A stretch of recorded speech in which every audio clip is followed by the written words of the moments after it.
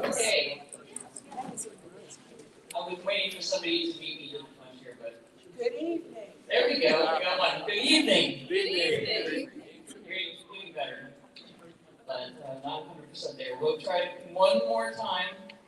Good evening. Good evening. That was probably the best one I've heard. Thanks.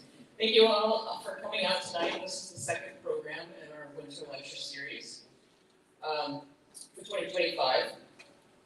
Those of you who don't know me, my name is Aaron. I'm the library director here. I just want to do a quick poll. How many of you here tonight have a library card with us? Okay, you get to stay. Everybody else has to leave. You have to stay. You'll get a library card after the program. All right. Well, those of you who had your hands up, how many of you used your library cards recently? Bellaire? A lot fewer hands up there. I encourage all Bellaire? of you to use your library cards, use them often.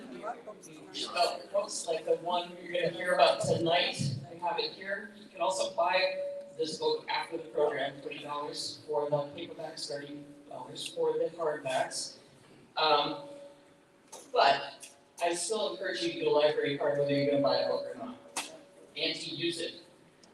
So you all thought this was a free program, but you are my captive audience, so you are going to get a little bit of library promotion tonight, but I won't do that too much. We do have our, on the back table there, brochures for this program and for our little bookworms, story time and crafts. So if you have kids or grandkids ages 3 to 5, encourage them, their parents or grandparents, bring the kids Thursdays at 5 o'clock and Fridays at 10:30 a.m. for little bookworms, story time and crafts. Okay, if you weren't with us last week to kick off the series, it was a really great program that showed us how complex our county is, or our county histories is, and interesting as well. Very interesting history here. But don't worry, you can still watch these programs as they are live streamed. That's what that little iPad there is for. On Facebook and YouTube, and the recordings are all up on our website as well. So you can go back and watch them anytime, or if you have to miss a program in the future, they will all be online except for March 19th. That one is not going to be live streamed this month. That's Daniel and Karen. So if you want to see that program, you will have to be here in person for it. And then just a few quick announcements before we get started. The restrooms, should you need them, are on the left. Take a left and a left. The men's is on the left, women's is on the right. And then, out of respect for our speaker tonight, please silence your cell phones now. We have plenty of books to throw at people who don't do that. And if they go off in the middle of the program, we will substitute those books for Rotten Tomatoes. So now I'm going to let the committee chair for the Redstone Viaducts lecture series take over. Erica Keller, she's going to talk about our community partner of 13 years for the series, the Redstone Viaduct Historical Education Society. If you have not been with us before, we are partnered with the library here at the Redstone Viaduct Educational Society, and we are a historical society in Bellaire that has worked on, if you've been visiting the walking trail, that's one of our major projects, but to preserve history in Bellaire, Ohio. And we partner here to bring adult education to our community with the Bellaire Public Library. We're always looking for new members for the Redstone Viaduct Society. We have a lot of interesting and exciting upcoming events. And we have membership forms on the back table along with a few other interesting items if you want to stop at the end and take a look. We would love to have new members. With new membership, we also have one of our calendars with free membership. It's free with the membership. The membership's not free. We can back that up. But the calendar is filled with a lot of our interesting projects throughout 2024. We also want to encourage you guys for next week. We have Brandon Downing next week with Ohio Humanities and Why the West Went to War in 1812. He'll be joining us again next week, February 19th at 6 p.m. at the same time. So we look forward to seeing you again next week, and we can't wait to enjoy tonight. So turn that back over to Aaron. Thank you very much. Okay, tonight's program is, I've never been to heaven, but I've been to Oklahoma. Bellaire native Kurt Turner, whose mother was a long-term employee of this library. We'll talk about his book, which chronicles his journey from his service on a medical ship in Vietnam to how it shaped his work in critical incident stress management and PTSD recovery. After high school graduation, Kurt Turner fulfilled his dream of becoming a Navy hospital corpsman. Knowing this would lead to his orders to Vietnam, he accepted whatever fate lay ahead. He arrived in Da Nang on Halloween of 1967, leaving the USS Repose on Halloween of 1968 with a psyche full of the things in which PTSD is made. Please welcome tonight Kurt Turner.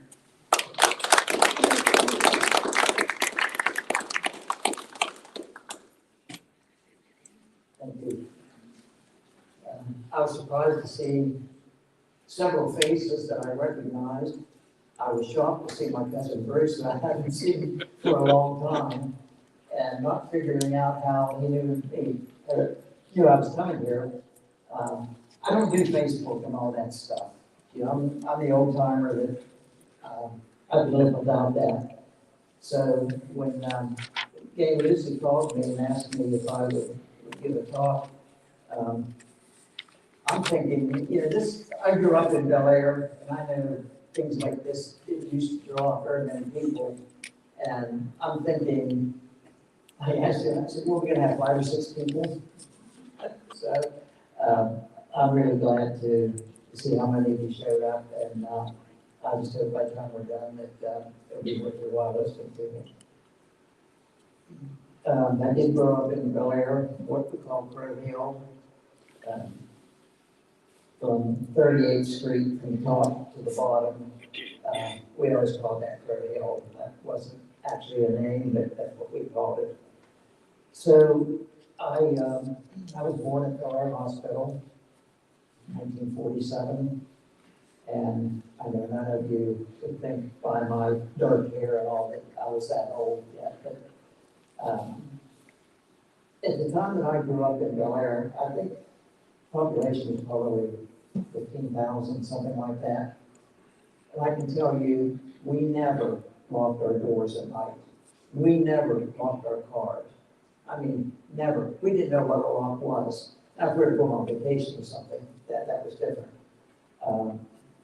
By the time I came home from Vietnam, my mom had trouble.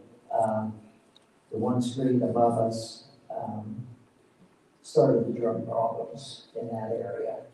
And unfortunately, I don't want to say it's gone downhill a lot because it's still Bellaire, but it's not the Bellaire that it used to be. And that's a shame, but I live in Belmont now. I don't live in Belmont. I live a mile west of Jamboree Hills old site. So I'm kind of out of the town part, and we haven't had, fortunately, the only thing we had out there was on our road was one murder several years ago, and it was a domestic.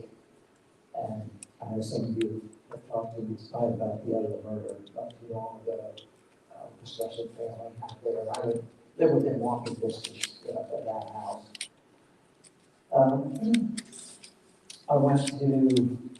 I started out Rose Hill in kindergarten. First grade, I stayed at Rose Hill for the first half of the first day of school. Then I got sent to Indian Run, but so did a whole bunch of others from my area. So then I went from there to Gravel Hill, to Central, to Bellaire High School. And I can tell you, when I was in 12th grade school and high school, I only weighed 117 pounds when I graduated. And I got picked on an awful lot. And back then, they didn't call, there was no such thing as bullying, you know. You just took whatever they did to you and you let go, never really got hurt. So until I came back from boot camp, where I gained 27 pounds, and believe me, it doesn't look it now, but it was pure muscle. And I never lost a fair fight after that. So my goal through high school was I wanted to go in the Navy.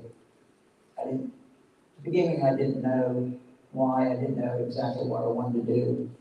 I had several uncles in the Navy, including Bruce's dad, and I had one aunt that was in the Navy. And so I went through high school. I think I got out with a D minus average or something close to that. I didn't give a darn. I didn't care. All I wanted to do was pass. And for some reason, I wanted to go in the Navy. And after a while, before I went in, I decided I wanted to be a hospital corpsman or the other services, known as a medic. And so I ended up going to Great Lakes for boot camp. And I went in what they call a kitty cruise. At that time, if you went in the day before, up to the day before your 18th birthday, you got out by your 21st birthday. So I could cut it to 3 years even. So I thought, I don't want to go up there in the middle of winter. So I went up in the middle of summer. It was the hottest summer the Chicago area had for I don't know how many years. And then after going through boot camp, I got stationed back up there again because I wanted to go to the hospital corps school. It was the coldest winter they had for a long time. And I could remember standing on the shores of Lake Michigan. And when we go to breakfast, we're up there at 6 o'clock in the morning. The actual temperature, minus 20. And the only thing that most of us did was walk through the chow hall, grab a hot cup of coffee, didn't drink it, just held both hands. Sorry about that. Just held it in both hands. And as soon as we were called for our company to leave, we got another cup of coffee, took it outside, and within 2 minutes, it turned to ice. So I've had 2 great times, but they were times that I'll never be sorry for. I had some very bad times in the service, some that I wouldn't talk about for 30-some years, and God got me through it. So I'll get to that part after a while. So when I was in hospital corps school, I met 2 guys, and 3 of us stuck together the rest of our lives. I still meet Alan at McDonald's at Morristown. He was a federal fireman who was injured in the 9/11 attack. But he did a lot of volunteer work at the wall. So anytime that he's going through, he'll call me and say that at McDonald's at 7 o'clock on such and such a day. And it's great to still be together as friends. The other one that I met that we got along real well and been home with me a couple of times was Shep Chase. And Shep was from Maine. And when he started talking in a hurry, I had no idea what he was saying. And when I went up there one time, he took me to meet his gang. Some of them were Vietnam veterans. They were all veterans. And so this one guy, biggest guy in the group, he's there telling jokes and everybody's laughing like crazy. Sitting there like this. Finally, he says, "Well, good. Am I offending you?" I said, "I don't know. I have no idea what the hell you're saying."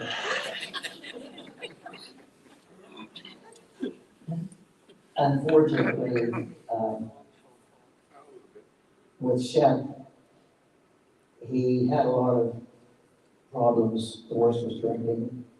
And I thank God that I never got into that or never got into drugs. And you could probably count maybe on both hands the number of alcoholic drinks that I've had in my life. And I've never smoked anything, let alone dope. But that's how Shep buried his problems, was by drinking. And I had gone up, he came down here once when he found I was getting divorced and stayed with me for about a week. Then I went up to Maine for about a week. So in 1999, his wife called and said, Kurt, I just wanted you to know that Chuck's got less than 24 hours to live. The alcohol had destroyed his liver. And I hopped in the car, I threw my suit in there because I had just graduated through the late master program. And I'm thinking, oh no, I know they're gonna ask me to do the funeral, my first funeral for my best friend in the full military honors. So I told his wife that, first I told Jeff, he asked me if I do the funeral, and I said, yeah, but I said, you need to talk to Faye about it. So during a funeral, one of the things I like to do, now this doesn't count young children or babies or anything like that, I like to tell something funny about a person. And it kind of breaks the ice where people will smile. So when Faye asked me to do the funeral, I told her, I didn't tell her this, I just told Jeff that. But when she asked, I says, yeah, it only cost you $2,000. Faye knew I was joking, but Jeff is like, he takes everything serious. He looked at me and was Jeff, of course I'm kidding. But it was quite an experience to do fellow Vietnam, which I've done several funerals since for Vietnam veterans. And one of the things that I found is almost never does the family want to have graveside military services. And I don't know why. Some of the guys I knew, and I kind of know why they had told their wives they didn't want to. It had to do, of course, with the war. It had to do that a lot of us fought for something we didn't believe in, but yet we weren't protesters. When my one uncle died, and he wanted me to do the funeral, because he played in a band in Italy during World War II. He did what he was told. So I think of all the Vietnam veterans that I've done funerals for, I think only one had full military honors. Done several in the past for World War II and Korean War. But the Vietnam veterans, most of them don't want that. I'm glad to see a couple of Vietnam veterans here tonight too. I recognize you, welcome home, brothers. So, I was stationed in Bethesda, Maryland. First thing I did down there, I went to neuropsychiatric school. We majored in neurology and psychiatry. And I spent several months there, and there's a lot of good experiences, and some that seemed bad at the time, but all the bad experiences I had taught me a lesson, one way or the other. And as I look back now, I think of two different things there at Bethesda working in the psych ward. We had one guy came back from Vietnam. While they sent him back, he shot and killed six of his roommates, or 10 mates. So he brought him back and put him in the psychiatric ward and we were supposed to take care of him. The guy was a monster. I mean, he was huge. So we had to take turns. One of us would go in at mealtime with him, and all he could have was paper plates and a plastic spoon. If you can use your imagination just for a second, think what a plastic spoon can do to a person. And you've just got the shaft. So whoever was supposed to be watching me through the plexiglass window wasn't there. So the guy gets up. There's no furniture, no chair or anything. He was sitting there eating his meal on the floor, and I was standing there watching him. He broke the top off of a spoon, got up, stuck it in my throat.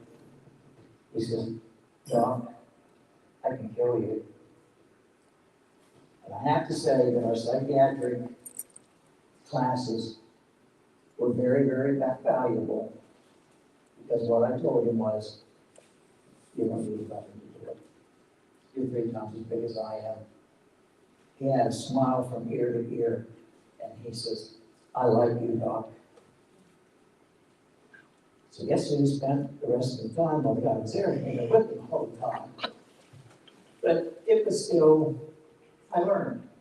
I learned that no matter how bad a person could have been a month ago, to a month later make me laugh, even though it threatened my life. But I knew what to say.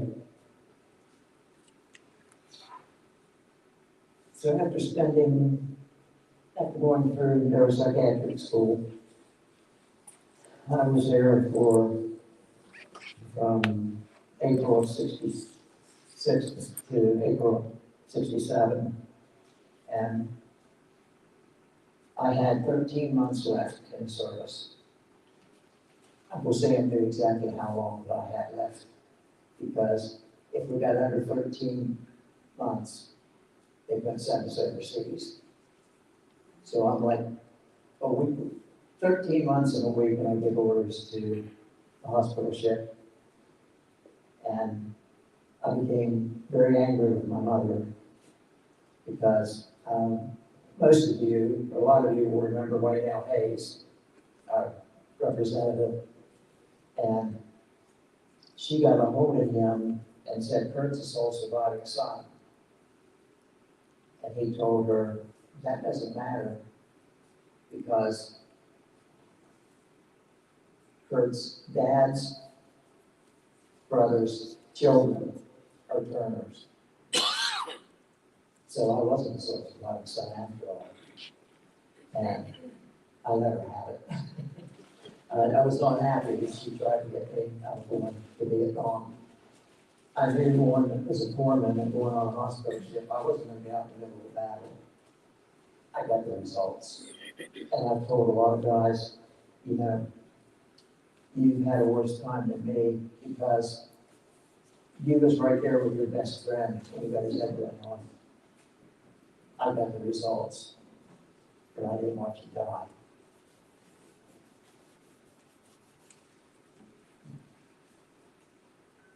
So I got back,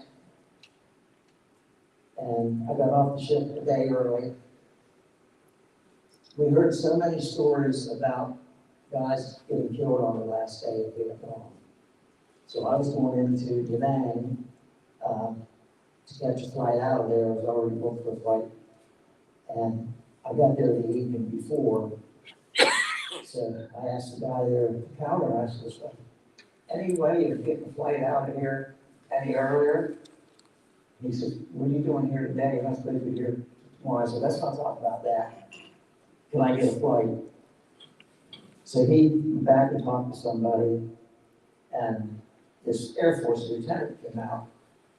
He saw the caduceus on my sleeve, and he says, here, you want to get out of here early. I'm thinking, oh man, he's going to get a hold of my commander, and I'm going to spend another year over here. He says, well, since you're a corpsman, would you be willing to take care of patients on a medic flight, medevac, but I can't tell you where we're going until we're halfway there. I said, I don't care where we're going, as long as you're not going to circle back and come back here. So the guy standing next to me was a corpsman, and I said, are you trying to get out of here? He says, I'm just checking in to make sure tomorrow they know I'm here. So I told the lieutenant, I says, he looked at it and he said, oh, you're a corpsman too. So he told us to sit back. So we got on this plane, I forget what it was. It was the largest civilian plane at the time. And, you know, we both agreed that we would take care of patients because that's what we've been done all this time. We got back there, looks like a great big basketball gym. There's no chairs. There's nothing except a couple of seats strapped to the bulkhead. He said, have a seat, I'll come back and talk to you later. So when he came back, I says, first question, he says, you don't need to ask, there are no patients. We had to tell you that, you had to agree to that. It's military, I can't explain it, nor can I explain half the stuff that went on in the military. So anyway, we got a back flight, and we were somewhere over the Pacific Ocean when he told us that we were going to Japan. So I said, where do we go?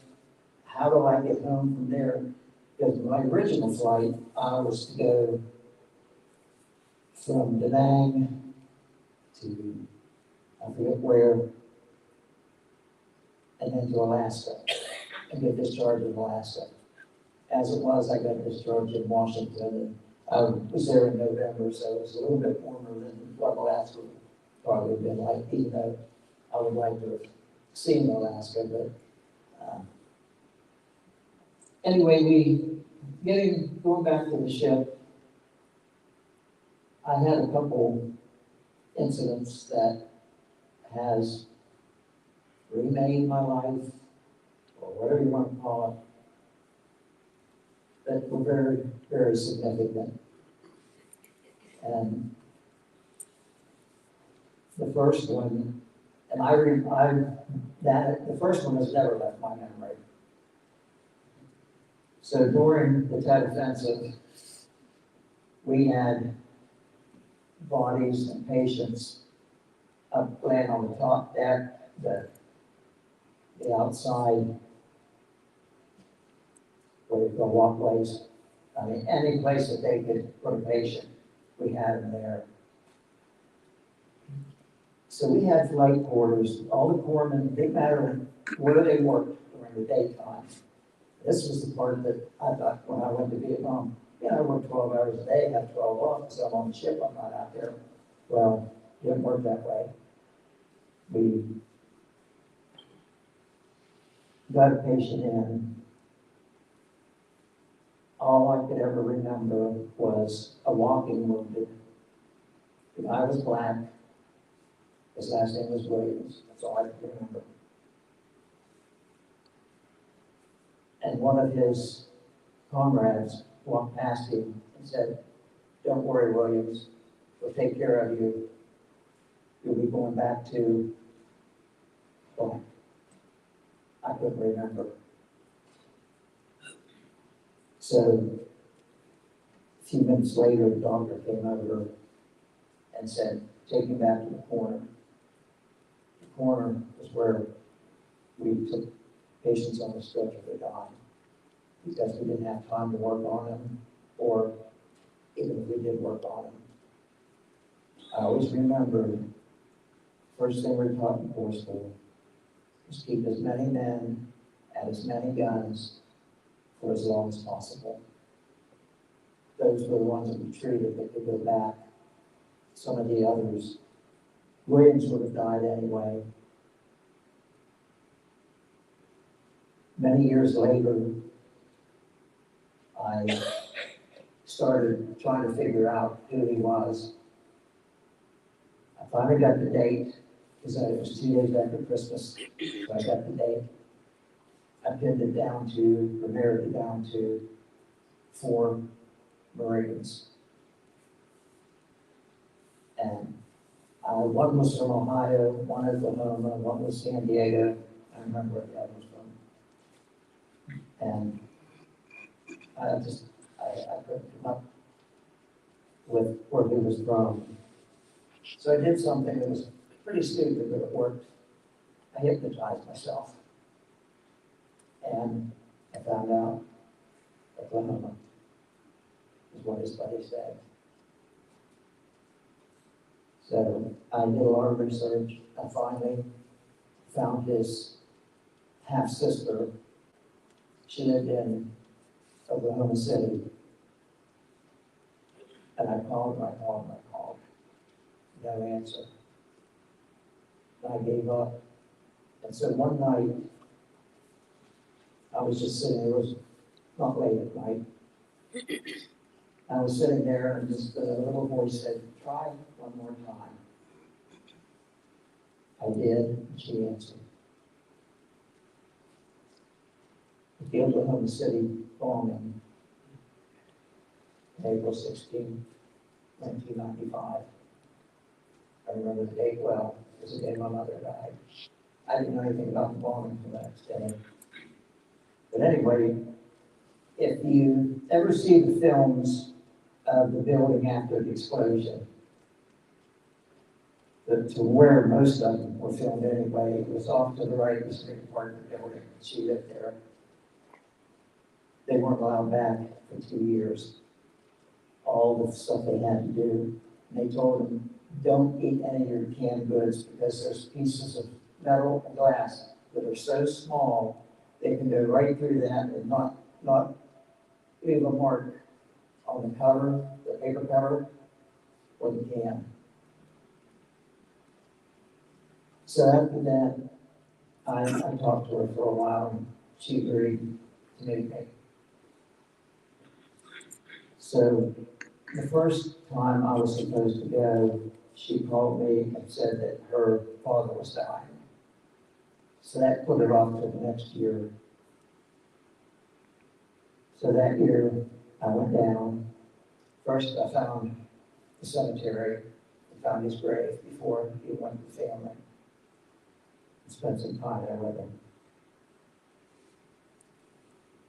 The family questioned me, how do you know this was my brother? How do you know you got the right Williams? It was an obituary out of my wallet. I said, is that your brother? Yeah, but you guys all look different in your boot camp pictures than you did before and after. And she said, how do you know? I said, well, one question for you. Look at this very closely and tell me, is that his eyes? Dead silence. Yes, that's his eyes. I said, my eyes were the last eyes he saw, and I'll never forget his eyes. And I never have. But what happened that day on the ship was when they told him, take him over to the corner, I knelt down beside him. And he was pretty well drugged up from the field. And they had given him a lot of morphine. And he was laying there, and he opened his eyes. And he looked at me. He couldn't really move his head. And I held his hand. And he started going. Now I'm supposed to guess what he wants. And I've only got a few seconds left, and I knew that. Friends, didn't squeeze my hand. Family, didn't squeeze my hand. Prayer, he squeezed my hand. That was probably over 55 years ago. I still get emotional telling the story. I prayed for him until he died. And I know his eyes. There was never a doubt in my mind that this Williams was the same one that I spent that evening with. And during that time, a lieutenant, he wasn't a doctor, he was a line officer,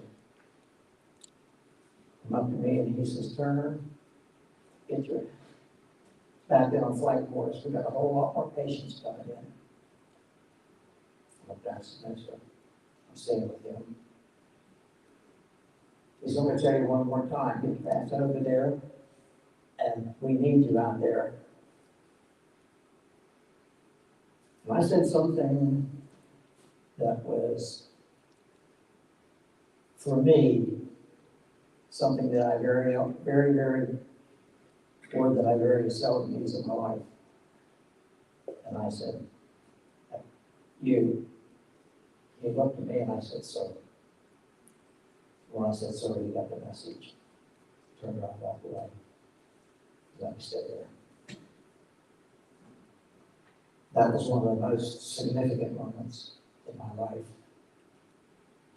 And I still deal with it. And when I say I'm proud of what I did, I didn't do anything that the Holy Spirit would lead me to do. And the Holy Spirit was with me that night. Or Williamsburg died, 11. And his family thought if he died out in the field with nobody around him until 30-some years later. I went to tell him.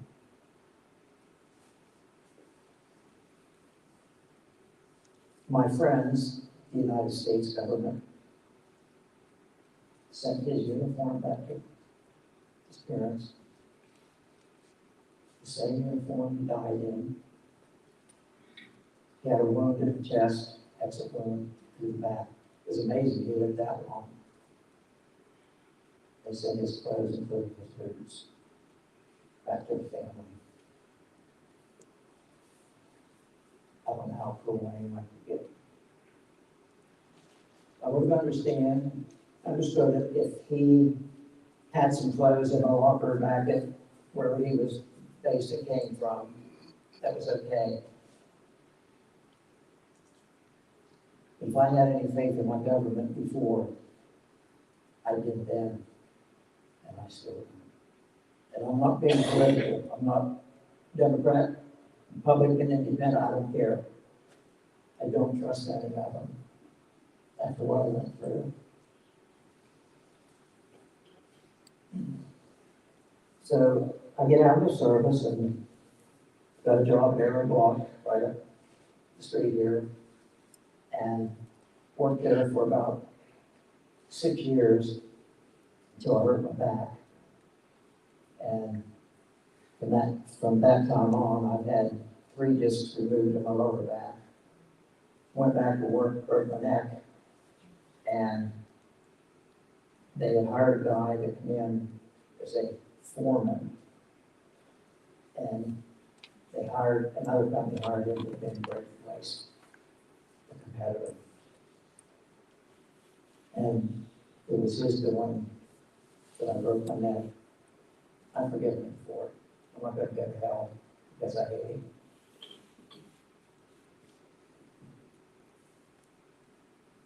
So I ended up with workers' comp, putting me on disability.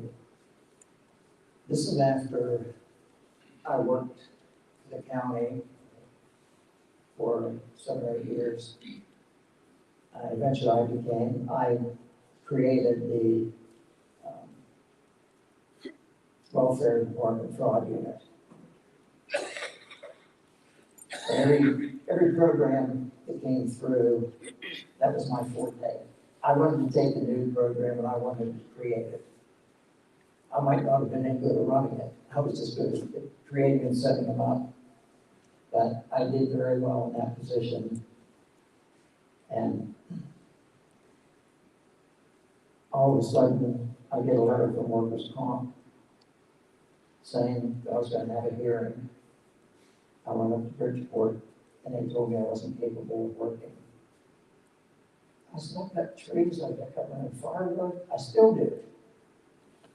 I lift stuff, no problem. None. So I filed for for a hearing in Columbus, and the 2 hearing officers, they weren't much older than me then, I was late 30s. So my attorney said, I want you to be here, I want you to come early so you can see the process. So there was like 3 hearings ahead of me, and the one wasn't there, his attorney was there. Now these are all trying to get out of work. I'm trying to get back to work, to stay at work. So they asked the guy's attorney, how much does he weigh now? well, he's almost 400 pounds, that's why he couldn't come here today. He says, so that's the reason that he can't drive a truck anymore, because he blew himself up. Next, then a Hispanic lady comes in, and they start questioning her, and she's trying to go on workers' comp. What did you do? I worked at a motel, I cleaned and that. When was the last day you worked? She gave the date. She said, what day was you told that you would be laid off? The following day. Next. So I come up, and of course my argument was, I'm not an invalid. I want to stay working the rest of my life. So during lunch hour, their lunch hour, I know Columbus a little bit, but I'm not going to miss my hearing. So I just stayed right there. 2 hearing officers came back, and one came up to me and he says, I talked to you for a minute, Mr. Turner. I said, my attorney's not here. He just started laughing. He said, we've already decided your case. He said, you and I have the same degrees, and we talked about the different schools that we went to. So I said, well, now that you got to know me a little bit, can you do me a favor and say that I go back to work? He says, no, because the doctor sent you to the Zanesville as a specialist, and he's the one that advised you to go back to work.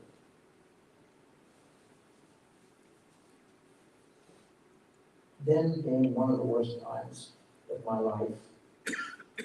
This was 1993. In the meantime, I had taught college, I was teaching psychology courses.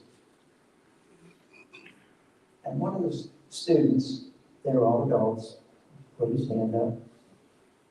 He said, can I ask you a question? I said, yeah, but I don't know if I'll answer you, but go ahead.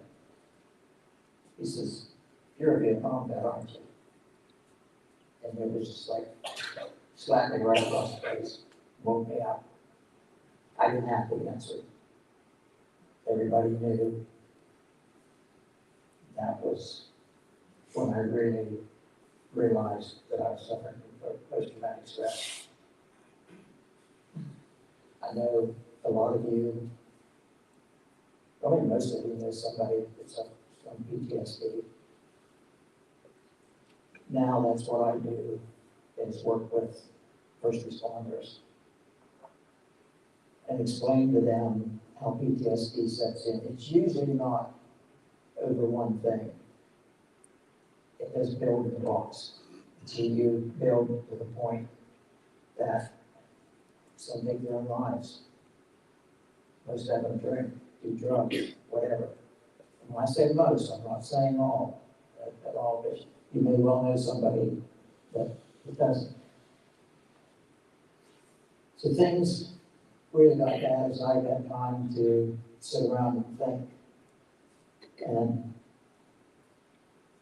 now my ex-wife, my kid's mother, sitting on a couch one Sunday afternoon, and she says, you know, I talked to your counselor at the VA. He says, he told you what you are. And I said, I know what I am. And I said, I would never be approved for PTSD because I'm not an alcoholic, I don't do drugs. He says, man, you're a workaholic. From early in the morning to late at night, nonstop, working around the house, doing something, coaching baseball right down the road here, coaching softball, football, from the time my kids started in sports until they got in high school. And I even helped St. John's coach for a while in high school.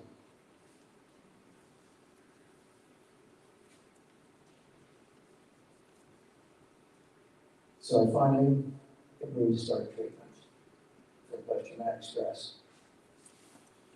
If you know anybody suffering from it, or you even think they do, if they're a veteran, tell them to go out here to St. Clair. And they have counselors here. At the time they did, and I was going to Pittsburgh. driving up there. I didn't even know the county took a van up there. And I was driving up there once, sometimes twice a week,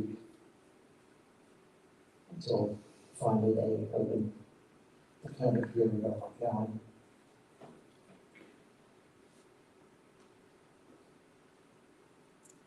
I'm trying not to get off of my timelines. I'm not reading what I'm saying, I just have a couple notes here.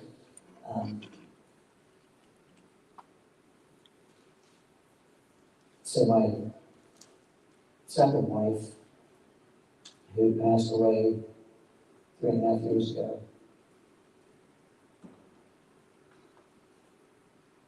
she had to learn about PTSD. I had her go over to counselors. And she said, Kurt's just not the same person he used to be. And he says, he's still Kurt. He's just now starting to deal with what he's going through. So one night, after my mother passed away, I had stayed with her until she died, and stayed with my sister until she died, and was able to take care of them. So one afternoon, Linda, the second wife, I told her, if you come down to my apartment, you see my car is there, I'm not home. Do not come down to the rock that hangs over the pond. That place is for me and God only. And that's where I did my serious talking to God. Guess who shows up one day? That's when she really started learning about post-traumatic stress.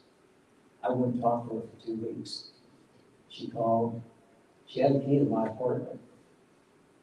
I would just stand there, with the lock so she couldn't get in. She betrayed me. I didn't want to speak to her. That was my place. That's where I fought my wars.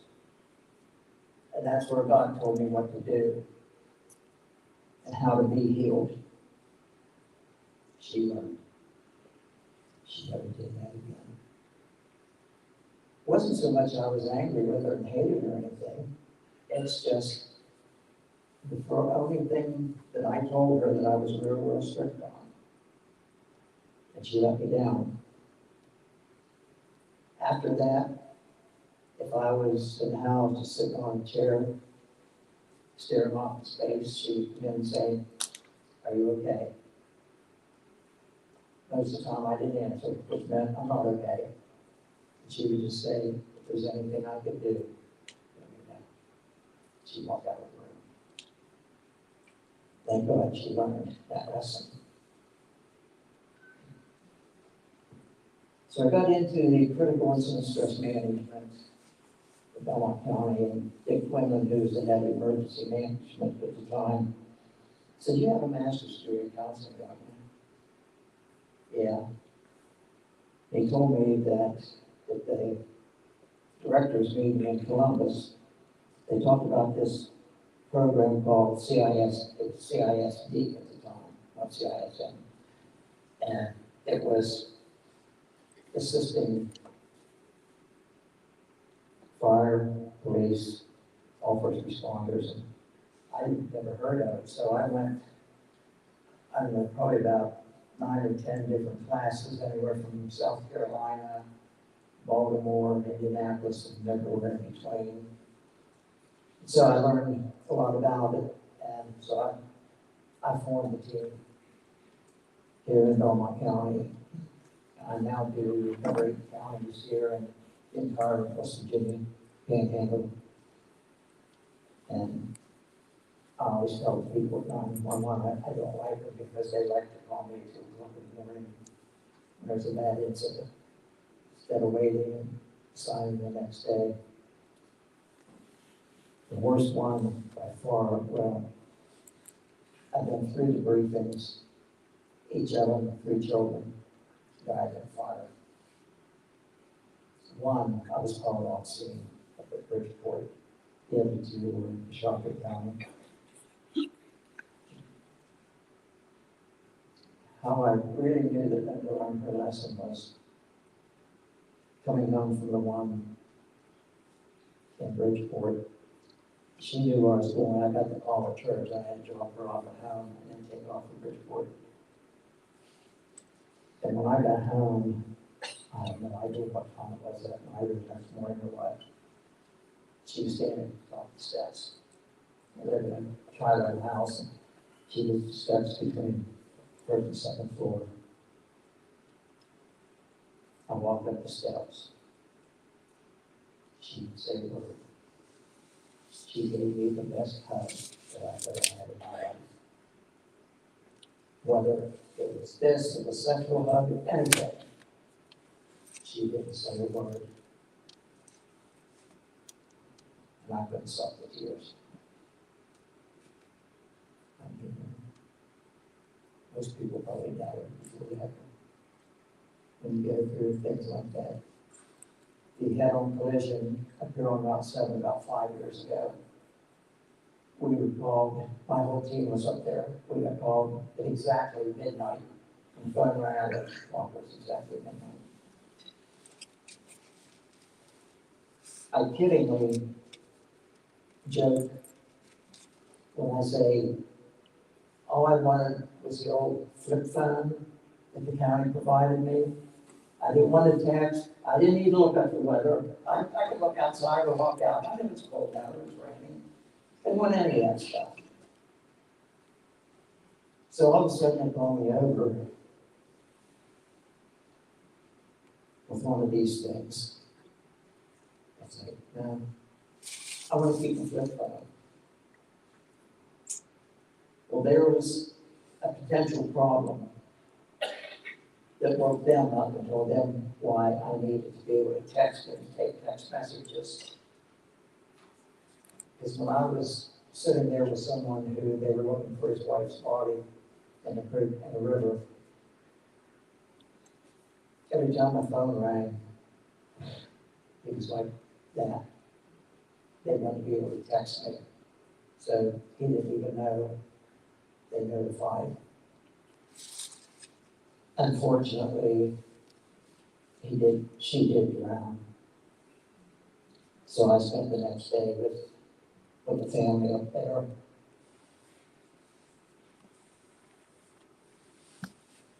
So I began the critical incident stress management team and the chaplain team at Belmont County. And I've been in that position for almost 30 years.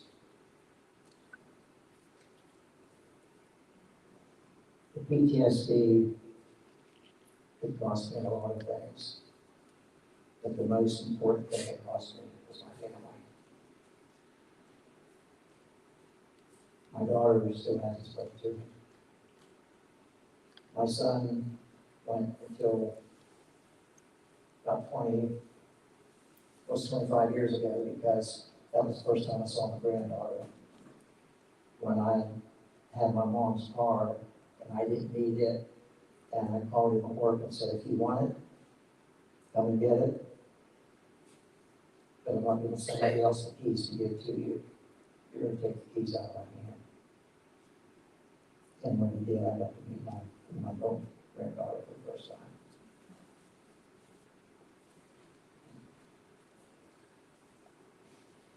How much time do I have? Well, it's almost done. I just want to cover one thing real quick, and that's the end of my book. I actually started in the middle, and then thought, well, I got to do a beginning. And I knew what the ending was going to be. So it took me 25 years to write it. So I don't think you'll ever see me up here talking about another book. But I don't know how many of you are familiar with Ecclesiastes 3:1-8.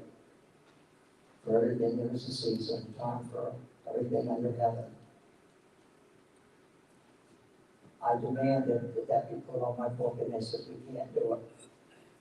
This picture was sent to me by the Milwaukee Journal 2 years after I got back from Vietnam. No idea how they got it, but it was a centerfold in the Sunday paper.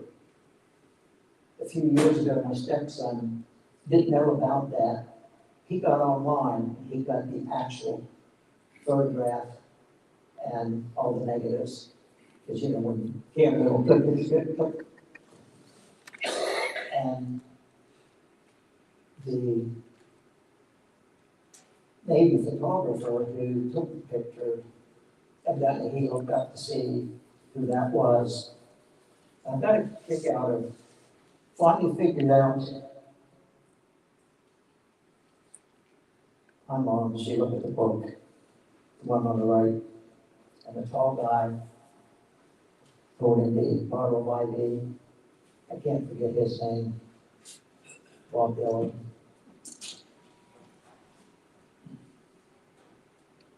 So I go through Ecclesiastes, and I'm not really preaching a sermon about it in the book, but what I'm doing, I take every one of Solomon's statements, all 28, and I personalize them. I tell what each one of them has done to me, or what I've done with that, whichever way you want to look at it. The time to live and the time to die. I'm 77. I don't want to be around a whole lot longer, and I'm okay with that. Because it's right there in the Bible, time to die. I won't go through all the other stuff. But I had one thing after all this that happened to me, and that was last week. The week before an LAPC meeting, I told the sheriff I'd like to talk to him. And I knew he just took over and he had a lot of stuff to do. But I handed him one of these flat flyers. The old sheriff wanted nothing to do with mental health. Nothing. So this guy's second or third week on the job, after I handed him this, exactly 1 week later, he calls me and said, I'd like to talk to you further. So I went down and I started explaining what our team does. He says, no. I know what your team does. I want to know what you will do for this county. I'm thinking, this old man ain't going to do a whole lot. I'm now a special deputy at the Belmont County Sheriff's Office, member mental health provider.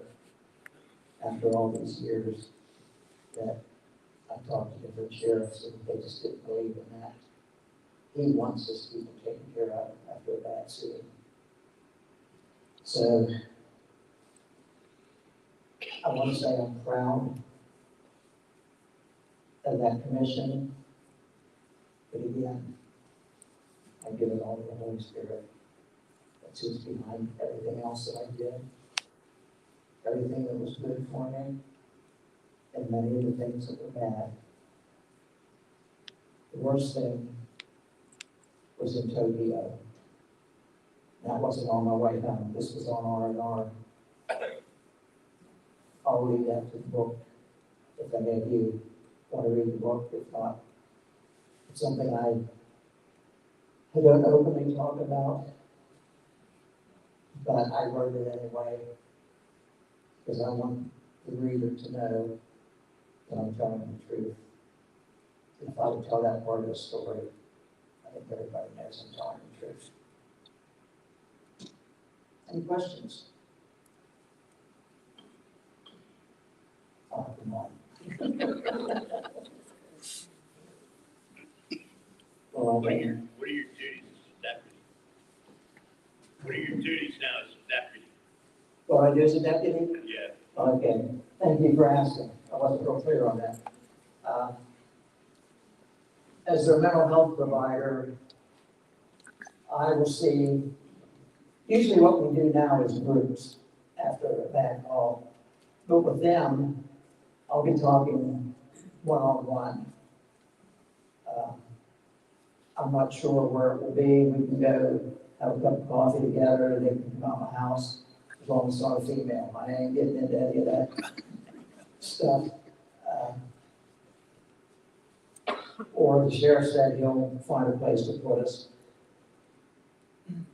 So basically what I do there, I do a lot of one-on-ones with other responders.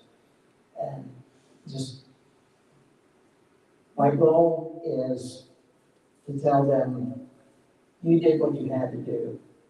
Same as we were talking about a little while ago in the service.